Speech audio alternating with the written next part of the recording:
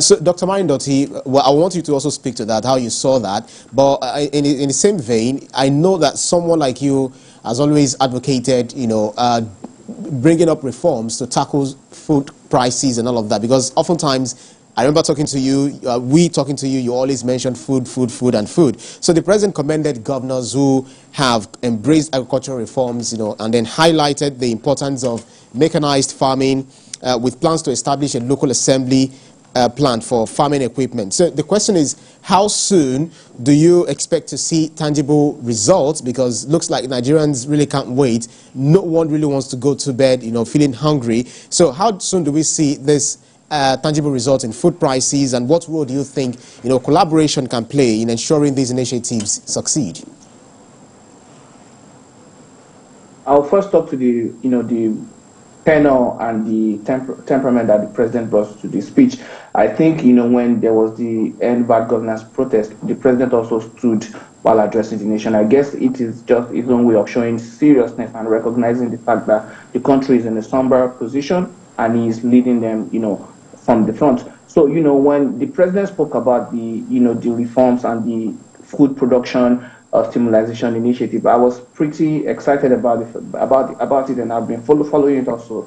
Even in my state, in all local government, the governor has cleared lands and they are working on it. But this is going to take time because it is going to be incremental. It is not just about food production, but also the value chain of food, so that we don't have all this seasonal shock, tomato Ebola today, rice Lassa fever tomorrow. All these things we need to still invest in the real infrastructure. So all these things are going to be incremental. And while we might see a little bit of, breathing, get a little bit of a breather in a few, maybe like 6 months to 1 year, it will still be a long-term, project. Because when you think about it, if you import tomato to the south from the north, about 65% of it will rot before it gets to the south.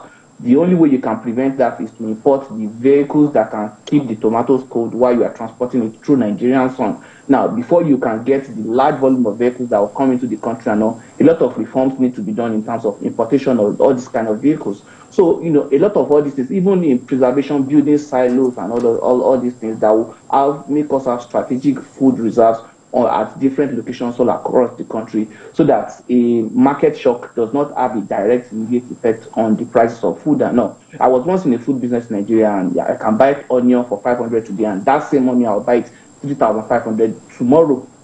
So these are things that we need to still invest on. But I was happy that he spoke about the leadership, the history of Nigeria. He spoke about the fact that this might not make any sense to Yaramota that is trying to sell tomato in the market, or Rabiu, who is a bus conductor. But when he spoke about the fiscal policies and the way they've paid off a lot of the debt, this thing is going to benefit Nigeria on the long term. These things will not make sense, like I said, to the common man on the street, but it is good that he made mention of it.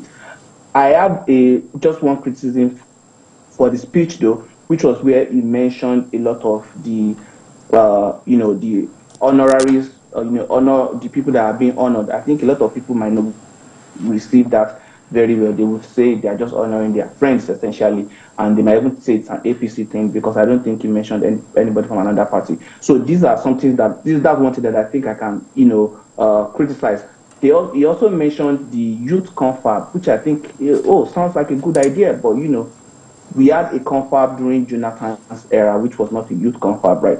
So that was also criticized as being a way for people to just make money and go. So if they want to really truly have a youth confab that will be about people who want to have serious conversation about the problems of Nigeria and the problems facing the youth and how to solve it, then they need to ensure that the monetary motivation is not there, so that it's only serious people who want to get involved in serious conversations that will volunteer to attend this thing. I mean, they might have a per diem, but let it be very, very moderate, that it will not be a way to dole out millions, so that we can have serious conditions. Because definitely a lot of Nigerian youth, we live in an information age. A lot of people have been in different crimes, and they have ideas that can solve a lot of problems. They can talk about things that are affecting them in their own little enterprise, and now we can fix it. But we cannot allow corruption to come into that. The president did not also mention anything significant about power, and I think power is very important, because if we want to get out of our economic doldrum, we need to fix power. so that, we can climb out and be productive. So that's something that I felt like was also missing in the speech. But by and large, in my own opinion, I think he did well. The CNG initiative, I think, is always going to be a long-term thing. So we shouldn't put too much emphasis on that because, aside from getting the buses, you also have to get the CNG supply, including the filling stations. I know you don't want to drive from Lagos to Ibadan and then your CNG finishes and then you have to drive all the way to Ogun State or come back to Lagos to be able to fill your tank. Those are things that are going to affect the feasibility of it. But I'm happy that they are also working on it because that is, fixing public transportation is something that will help, the economy. And the president has removed subsidy on fuel, but they can still target subsidies on people who are transporting food and people, and so that they can still try and use that to help manage the resources. So these are just some few suggestions, but the president's speech to me by and large was positive. He spoke on majority of the things that I needed to talk about. Interesting. Just to touch on something you raised with regards to the beneficiaries of the national honors for 2024. The president only mentioned the names of the Senate president and the Speaker of the House of Rep as well as the Chief Justice of the Federation. He said that a list of beneficiaries will be mentioned later on. And so we cannot conclude that it is members of his party or his friends that are on the list because we do not have that. These are persons who occupy key positions that he mentioned. So I do not want us to conclude when we haven't seen the list. But you touched on something important that I want to bring to the studio for Japhet to speak on, which is the matter of the confab for youth. He talked about that they are going to have a confab for youth, and he said that something he mentioned, we cannot design a future that belongs to the youth without them being the architect of it. And so they thought it wise to have this confab. But the concerns raised here by Dr. Marindoti is something that I'm sure a majority of persons are also going to be talking about, how to ensure that persons who are willing to have conversations that will steer the affairs of the youth and bring out something crucial that will help improve, their lives and issues around them will be part of it, and that there is no corruption involved. I think it's pertinent so that at the end of the day we don't just engage in unnecessary jamboree. We all know what the youths want. We know what the needs are. I'm also disturbed by the process of selection. Okay. There have been confabs, How do you select who goes to the confab?